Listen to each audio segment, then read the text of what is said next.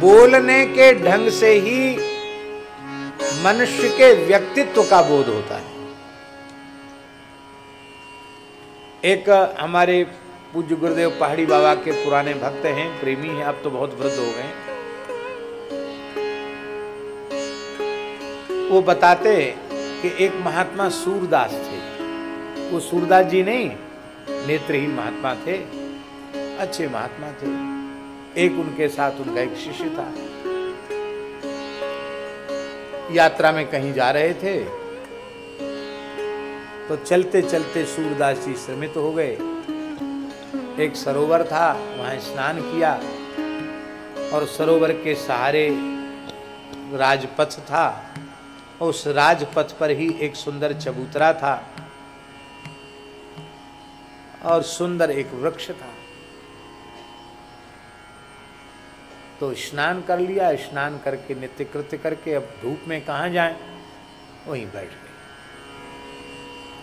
और उसी समय वहां के राजा की सवारी निकली। तो राजा की सवारी निकली तो वहां अज्ञात अपरिचित व्यक्ति मार्ग में नहीं रह सकता, उसको हटाया जाएगा। लोगों ने कहा महाराज और तो कोई नहीं है, रास्ता एकदम साफ है, आप यात्रा कर सकते हैं, आपकी यात्रा निकल सकती है। बस एक बात, एक बाबा बैठे हैं, नेत्रहीन हैं, वो हटाने से भी नहीं हटते। कहते नहीं हम तो कहीं नहीं जाएंगे। क्यों? बोले साधु का जहां से लग गया सो लग गया, अब आज तो कहीं नहीं जाएंगे। फिर आगे राम जी जब प्रेरणा करेंगे कल जाएं या आज न जाएं, अब दोपहर में कहाँ जाएं, फिर रात हो जाएगी कहाँ जाएंगे। सूरदास वैसे ही है, थके हुए हैं, आज यहीं विश्राम करेंगे, कल जाएंगे। अरे महाराज राजा की सवारी निकल रही, तो राजा का हम क्या बिगाड़ रहे हैं, क्या ले रहे हैं राजा से, क्या मांग रहे हैं, जाए राजा। महाराज बड़ा जिद्दी महात्मा है, वो हिलता डुलता नहीं, कहता हम यहीं बैठेंगे।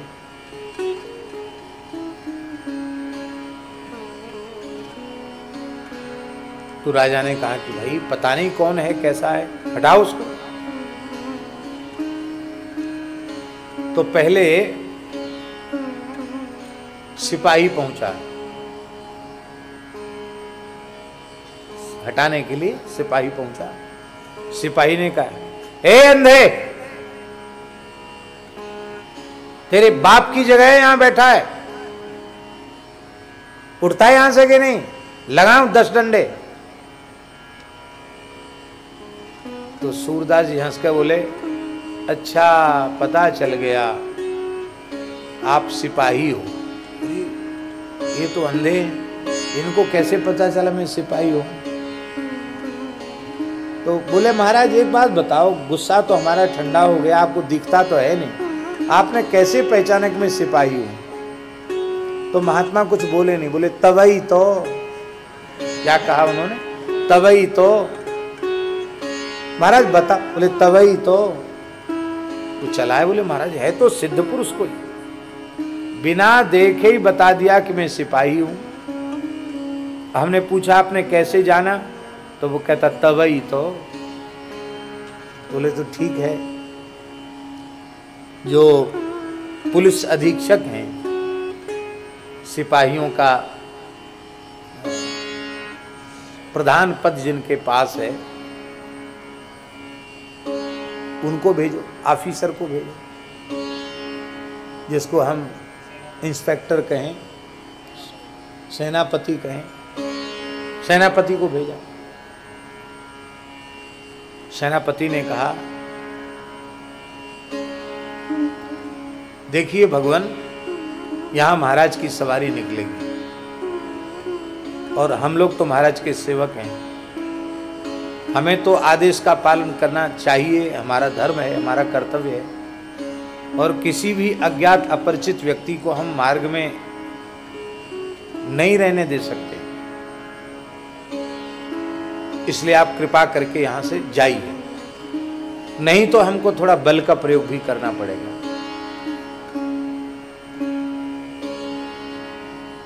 तो उन्होंने कहा सेनापति जी, आपने जो कुछ कहा बिल्कुल ठीक कहा, लेकिन आज हमारा मन तो यह कि हम यहाँ से कहीं जाएंगे नहीं, जाएंगे तो कल जाएंगे, आज नहीं जाएंगे।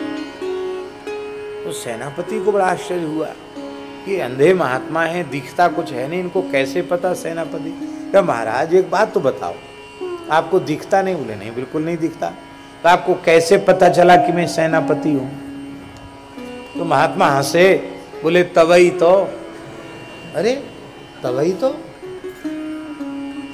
नहीं महाराज बताओ। बोले तवई तो। वो भी चले गए।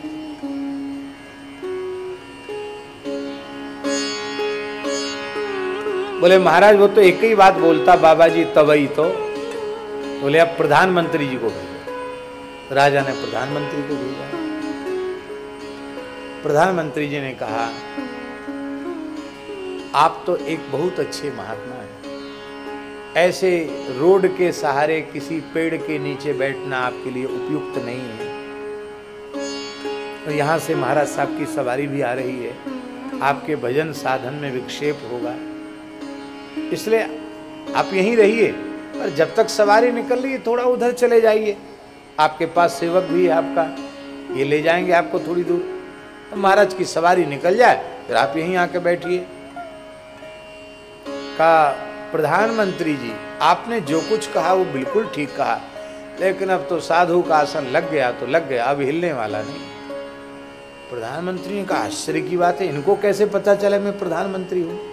महाराज आप बताओ आपने कैसे जाना कि मैं प्रधानमंत्री हूं?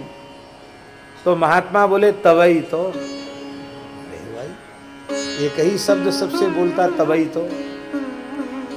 प्रधानमंत्री जी वापस हो गए, बोले भाई बल का प्रयोग उन पर नहीं किया जा सकता, महात्मा कोई पहुंचे हुए संत हैं। राजा के पास खबर पहुंची, राजा ने कहा भाई ऐसे संत का तो मुझे दर्शन करना चाहिए। सब फौज पलटन रोक दिया राजा ने, और राजा ने आकर बड़ी विनम्रता से अपना पगड़ी उतार के रखी, अपने जूते खोले और बड़ी श्रद्धा से दाहिने हाथ से दाहिना चरण, बाएं हाथ से बाएं चरण का स्पर्श किया। भगवन प्रणाम, आयुष्मान भव राजन, यशस्वी भव।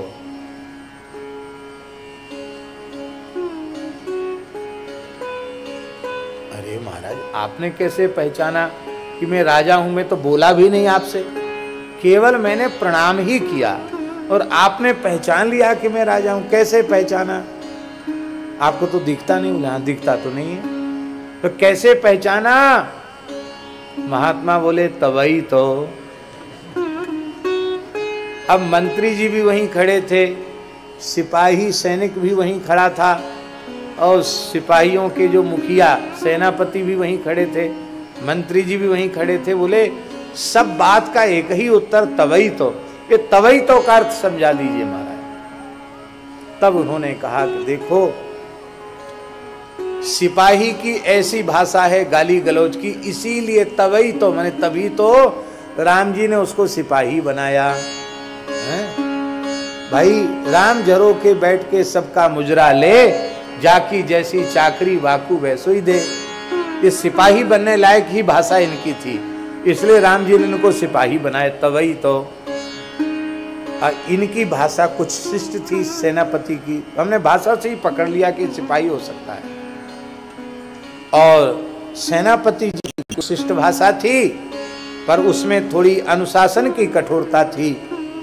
तो हमको समझ में आया कि इतनी संयमित और अनुशिष्ट भाषा तो सेनापति बोल सकता है, कानून का पालन भी उसको करना है। इसलिए तभी तो इतनी योग्यता है, तभी तो राम जी ने तुम्हें सेनापति बनाया।